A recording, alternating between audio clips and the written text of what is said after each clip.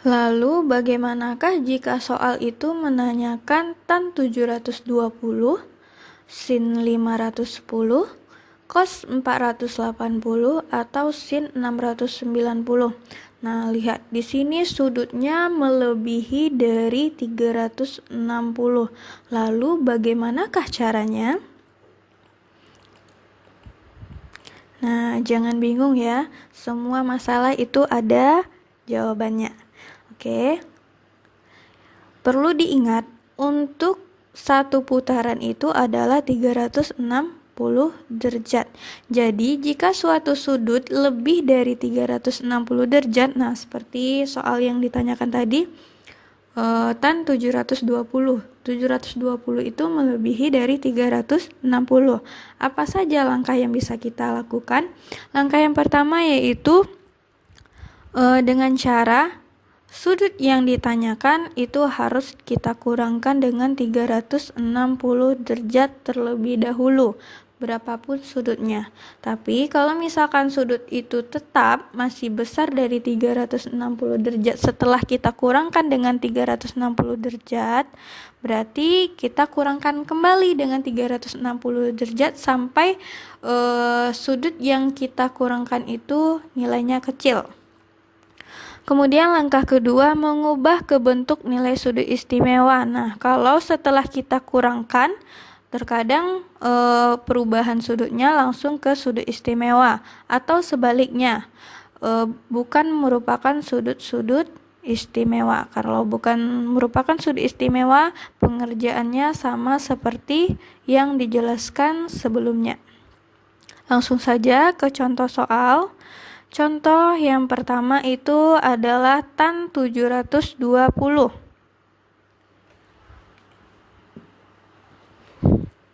Nah, langkah awal tadi kan tetanya harus kita kurang dengan 360.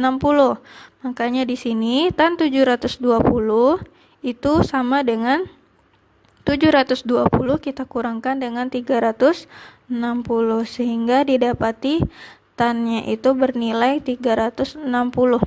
Ternyata tan 360 ini merupakan sudut istimewa.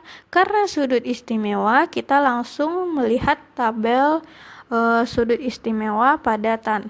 Nah, pada tan sudut 360 itu bernilai 0. Sehingga tan dari 720 adalah 0. Kemudian contoh yang kedua, sin 510. Sama ya, langkah pertama harus kita kurangkan dulu dengan 360 derajat sehingga tersisa bernilai sin 150. Ternyata setelah kita kurangkan, sudut yang terbentuk adalah sudut bukan istimewa. Maka langkah pengerjaannya sama seperti sebelumnya. Kita lihat dulu dia berada di kuadran berapa, apakah dia bertanda positif atau negatif. Kemudian lanjut menentukan nilai sudutnya pada sudut istimewa. Nah, langsung ya.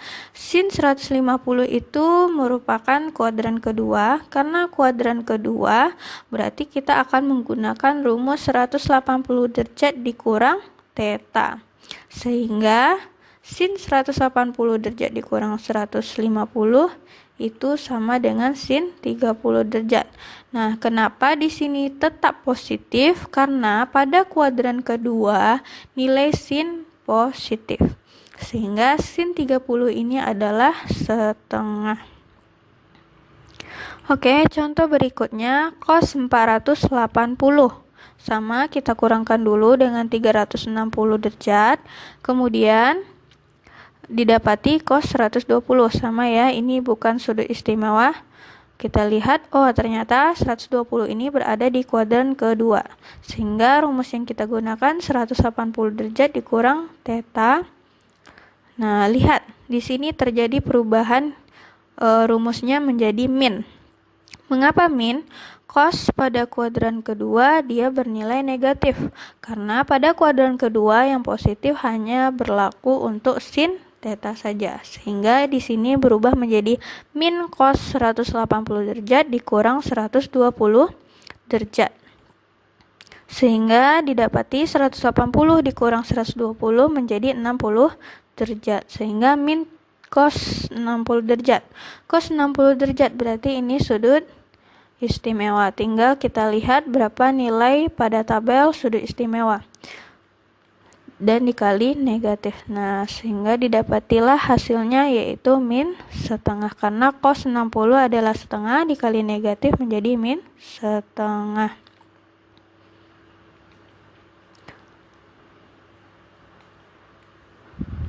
Oke, contoh berikutnya adalah cos 405 sama kita kurangkan juga dengan 360 sehingga tersisa cos 45. Nah, ini berada di kuadran 1 dan kebetulan dia merupakan sudut istimewa sehingga langsung saja kita buat hasilnya dan didapati setengah akar 2. Setengah akar 2 ini didapati pada tabel sudut istimewa cos theta. Terakhir, sin 690 sama kita kurangkan dulu dengan 360. Itu menjadi sin 330. Sin 330 ini terletak di kuadran keempat. Sehingga rumus yang bisa kita gunakan untuk mencari sudutnya yaitu 360 derajat dikurang theta. Nah, lihat lagi. Nah, di sini terjadi perubahan tanda di mana dia menjadi min. Mengapa min? Karena sin pada kuadran keempat dia bernilai negatif. Kuadran 4 yang bernilai positif hanya untuk cos theta saja. Sehingga di sini berubah menjadi min sin 360 derajat dikurang 330 derajat. Sehingga didapati min sin 30 derajat. Sin 30 bernilai setengah karena dia min dikali dengan min. Sehingga hasil dari sin 690 adalah min setengah. Oke, sekian materi pembelajaran kita pada hari ini. Semoga apa yang disampaikan bisa mudah untuk dimengerti. Apabila masih kurang paham, silakan diulangi kembali. Oke, selamat belajar dan sampai jumpa.